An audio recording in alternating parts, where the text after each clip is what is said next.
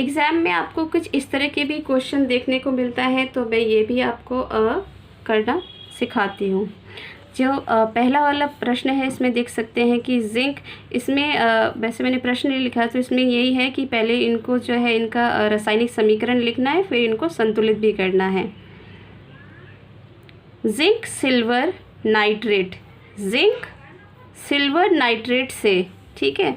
तो इसमें आप समझने की कोशिश कीजिए कि जिंक जो है यानी जस्ता जो है सिल्वर नाइट्रेट के साथ अभिक्रिया करके जिंक नाइट्रेट और सिल्वर बनाता है, जिंक नाइट्रेट और सिल्वर बनाता है। तो हम इसका पहला लिखेंगे,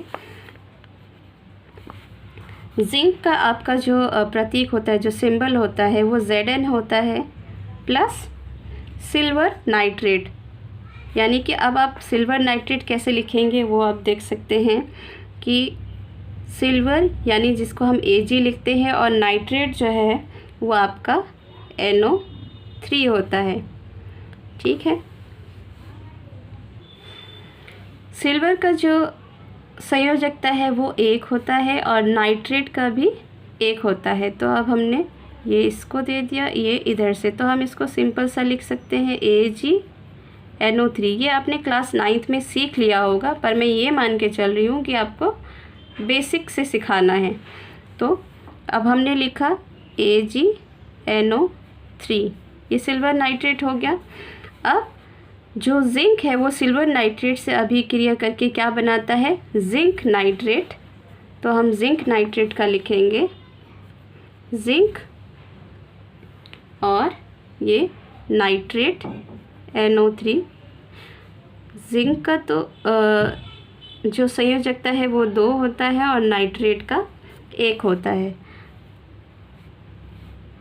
तो ये आपके पास हो गया। अब हम इसको लिख सकते हैं Zn। अब ये 2 इसको मिलेगा तो नाइट्रेट जो है ये आपका ब्रैकेट में आ गया और ये जो 2 संयोजकता है ये बाहर आ गया, ठीक है। अब हम इसको लिख सकते हैं जिंक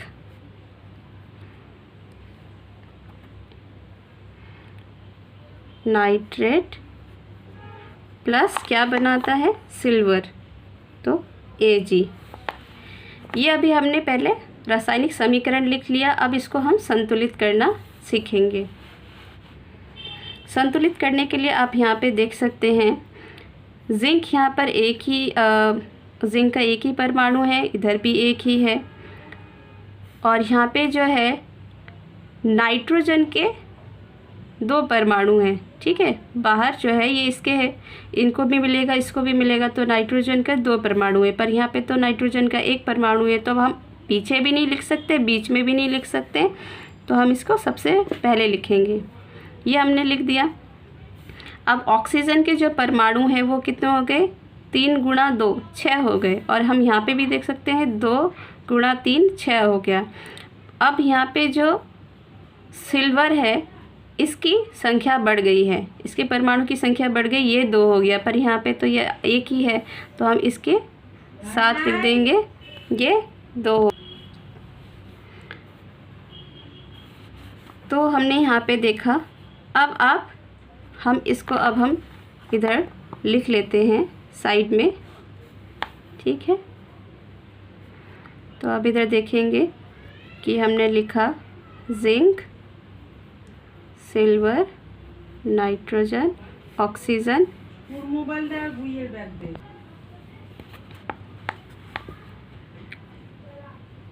LHS RHS।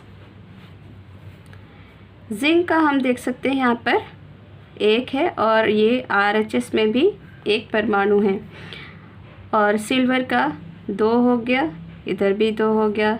नाइट्रोजन का भी इधर LHS में 2 है, और नाइट्रोजन आप यहाँ देख सकते हैं ये ब्रैकेट के बाहर 2 है, तो नाइट्रोजन की जो परमाणु है वो 2 हो गए हैं।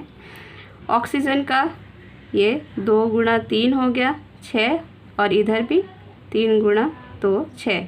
तो हम देख सकते हैं सब बराबर हो गया, यानी कि हमारा जो रासायनिक समीकरण है ये संतुलित हो गया है।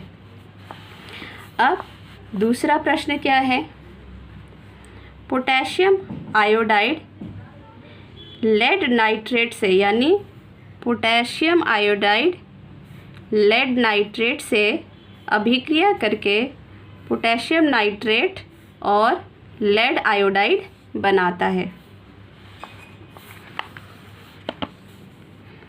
अब दूसरा हम यहीं पे सॉल्व करेंगे, ठीक है। तो आप देख सकते हैं यहाँ पे पोटेशियम आयोडाइड यानी कि आपका हो जाएगा पोटेशियम का K, आयोडाइड का I, ओके। ये एक, इसको भी एक, तो ये पोटेशियम आयोडाइड और लेड नाइट्रेट से अभिक्रिया करके, तो प्लस लेड नाइट्रेट, लेड जो है यानी आपका Pb और नाइट्रेट जो है वो आपका NO3। तो जो Pb होता है उसकी संयोजकता 2 होती है और नाइट्रेट की 1 होती है। ये हमने इसको दिया, तो आप देख सकते हैं ये Pb आ गया और ये NO3 और ब्रैकेट के बाहर ये आपका 2, ठीक है। अब पोटेशियम आयोडाइड लेड नाइट्रेट से अभिक्रिया करके पोटेशियम नाइट्रेट और लेड आयोडाइड बनाता है, यानी पोटेशियम नाइट्रेट, पोटेशियम और नाइट्रेट। पोटेशियम का आपका जो है ये 1 है और नाइट्रेट का भी 1 है, तो ये आ गया KNO3 पोटेशियम नाइट्रेट। और ये साथ में क्या बनाता है, लेड आयोडाइड, यानी Pb और I। Pb की जो संयोजकता है वो 2 है और आयोडीन की जो है वो 1 होती है, तो आप ऐसे लिख सकते हैं। तो ये आ जाएगा आपका PbI2, ठीक है। अब इसके बाद जो है हम इसको संतुलित करेंगे और देखेंगे ये ऑलरेडी संतुलित में है या नहीं है। आप तो यहाँ देख सकते हैं पोटेशियम यहाँ पर 1 है, इस तरफ भी 1 है, ओके बराबर। यहाँ पे आयोडीन जो है 1 है, पर यहाँ पे इसकी जो परमाणु संख्या वो 2 है, तो हम क्या करेंगे, इधर 2 लिख देंगे। अब पोटेशियम की जो मात्रा है यहाँ पे बढ़ गई, तो हम यहाँ पे भी 2 लिख देंगे, तो ये यहाँ पे भी 2 हो गया। अब हम देख सकते हैं जो नाइट्रोजन है उसकी संख्या कितनी है, 2 है, और यहाँ पे नाइट्रोजन की संख्या 2 हो गई है। और ऑक्सीजन की 3 गुणा 2 6 हो गया, और यहाँ पे भी 3 गुणा 2 6 हो गया। और जो आपका Pb है इधर 1 है, इस तरफ भी 1 है, तो आप इसका टेबल भी बना के आप अपना चेक कर सकते हैं। और आप एक तरफ LHS और RHS लिख सकते हैं। ये नहीं भी लिखेंगे तो भी कोई प्रॉब्लम नहीं होगी, आप आराम से इसको लिख सकते हैं। और अगर नहीं लिखना चाहते तो नहीं भी लिख सकते हैं।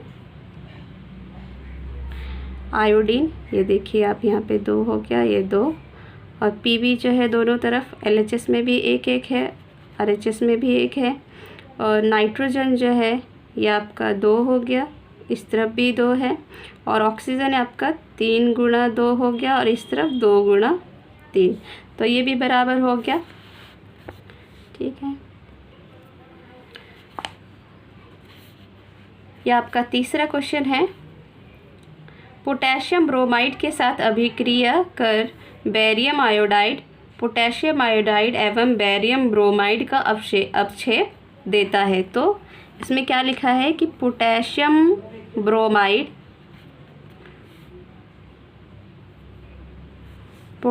ब्रोमाइड के साथ अभिक्रिया कर बेरियम आयोडाइड, यानी जो बेरियम आयोडाइड है और जो पोटेशियम ब्रोमाइड है इनका अभिक्रिया होता है, और ये आपको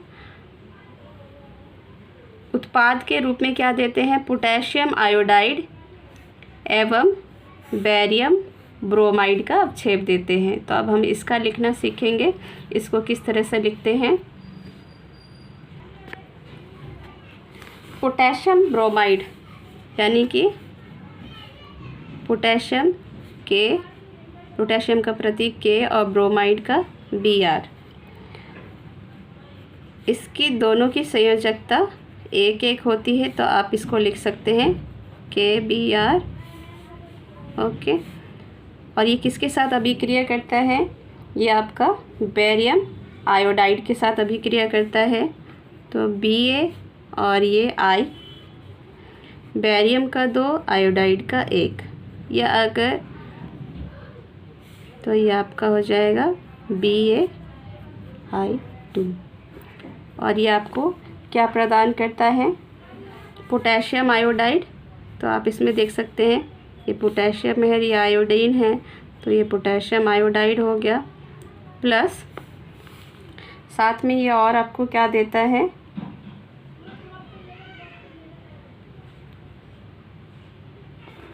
बेरियम ब्रोमाइड देता है। तो BaBr2। और ये आप इसको जो है संतुलित कर सकते हैं।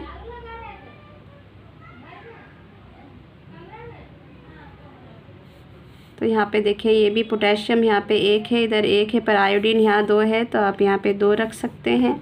बेरियम यहाँ 1 है, पर Br जो है यहाँ पे 2 है, तो आप इधर 2 रख सकते हैं।